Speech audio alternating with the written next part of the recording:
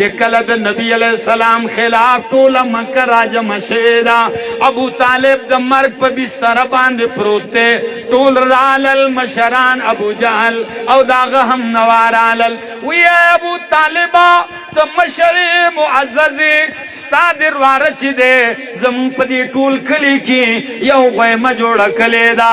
زمونږ خدایانو ته بد وایي، زمونږ معبودانو ته بد وایي. پلار یې د زوی نه جدا کړی دی، لور یې د مور نه جدا کړې ده، رور او د بل رور ګریوان نیسلی دی. دا حالات دي، موږ ترې ټول ګیله کوو، موږ ته شکایت کوو. ته یې پوه کا هسې نه چې سبا ته مړې او بیا پې موږ لاس پورته کوو. خلک به وایي چې ترې و نو څه ورته نه وي، چې ترې مړ شو نو اوس پې لاس پورته کوي. نو ستا په موجودګۍ کې ورته ویو چې ته یې پوه کا. دا مشران ټول راغلي ناست دي. نبی علیہ السلام پسې پیغام ولېږو ابو طالب چې ورشه زما ورته آواز وکړي. نبی علیہ السلام راغی چې ګوري مشران ناست دي د مکې. نو څه ورته وایي ابو طالب؟ وی یبن عم یبن اخی، اے رواره هؤلاء رؤساء قومک، دا ستا د قوم خاندان مشران راغلی دي، ټول د نه ګیلمن دي، ټول د نه خفه دي. او وی چې بس مونږ ډېر تنګ کړي یو، بس نور څه کار یې نه دی، بس زمونږ خدایانو ته وي بدې ردي وي. حالانکه نبی علیہ السلام بدې ردي حق بیان کړو. او چې دا خبره وکړله او چې دې څه غواړي که نه، دې څه غواړي موږ ول ورکړو، خو بس دې دا خبره پرې. نبی علیہ السلام ته تره داسې وکتله، ته څه ویل غواړې؟ نبی علیہ السلام وی یا عمي، اے زما خوب تره، دی خو جرګه راغلی دي، زه د دی نه ډېر څه نه غواړم، څه ویمه صرف انی اريد منهم کلمة واحدة، انی اريد منهم کلمة واحدة. بس ډېرې خبرې نه کومه، زما مطالبه د دینا صرف د یوې کلمې ده. اذا قالوها، کله چې دی هغه کلمه وویله نو د دوی فایده ده څه ده؟ تطیع لهم العرب وتؤدي الیهم العجم الجزیة. عرب به د دوی تابعدار شي او د دنیا دا عجمیان به دوی لا ټیکس او جزیه ورکوي. نو ما ته ووایي چې داسې یو کلمه سړی ووایي چې عرب ټول غلامانو تابعدار شي او د دنیا عجمیان هغه له ټیکس ورکوي، پیسې ورکوي، نو د دې نه بله غټه لویه بادشاهي کومه ده؟ نو ابو جهل دی په مشرت هم ډېر مینو او په دې شي هم ډېر مینو پیسو. نو دی یو دم وایي چې که دا خبره نو هاتها، هغه کلمه زر ووایه هاتها. او د سیرت یو کتاب مې کتو، هغه لیکلي چې ابو جهل دې پورې وي چې یوه نه، تا خو چې کلمة واحدة نه، یوه نه، عشرا، چې دا فائدې پکې وي نو 10 کلمې خو راته ووایه، زه یې اوس ویمه. چې دا مزه نو بیا 10 راته ووایه. نبی علیہ السلام وی 10 نو بس هم یوه ده. وی کومه ده؟ وی قولوا لا اله الا الله تفلحوا. هغه یوه دا ده چې دا عقیده ومنه، لا اله الا الله، نشته دی الہ حاجت روا الا الله. مچې سروالو په زور وې کده نو څوک دی؟ الله دی. بس دا ده نو چې دا وي نو بس نو هغه شون بیا وران کو. خړته مې وپړسو چې په دې خو زمونږ روانه وه د سره، من خو همدغه روانه وه چې اجعل الالهة الها واحده ان هذا لشیء عجاب. ټول الهه رد کړه چې یو اله دی. دا خو زمونږ په مزغو کې دا خبرې نه راځي. دا خبره ډېر وخته پورې زمونږ د دې علاقې د دې تورغر یو زنانه وه که نه، زمونږ په دې بسې خیلو کې نو هغه وخت کې د زلزلې ډېرې راتلې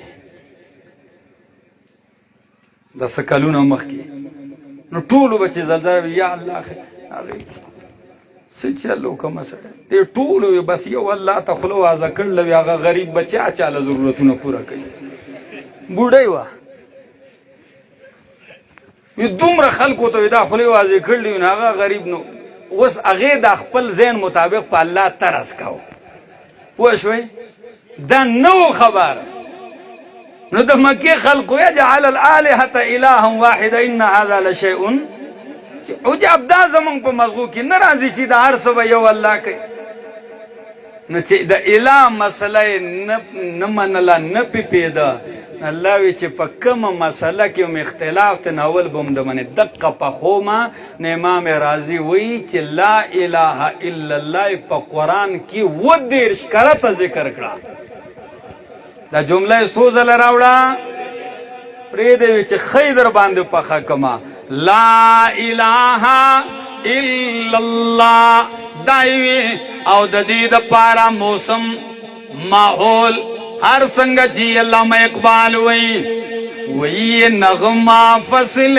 گلو لالا کا نہیں پابند یہ نغمہ فصل گلو لالا کا نہیں پابند بہار ہو کہ خزاں لا الہ الا اللہ خزان وی او کس پر لیوی منگ بم دقا چغو لا الہ الا اللہ نو چه دای ویلن اگر طول شمدون پرسولی دی ناستی وی نبی علیہ السلام وی دو زما دا یو خبر نمانی کله وی چې کتا جنې خوخی په کم تپا کی په کم نسب کی په کم خاندان کی تو وای منگ بے تعالی پرشتو غواړو مال دی پکاری درکو مشرت دی پکاری درکو دو ما ته دا وی زما دا یو نه مني نو اوس زه درته چې سوی ما داعین معنی واورئ چې داعی ویل دي داعی د خپلې خبرې نه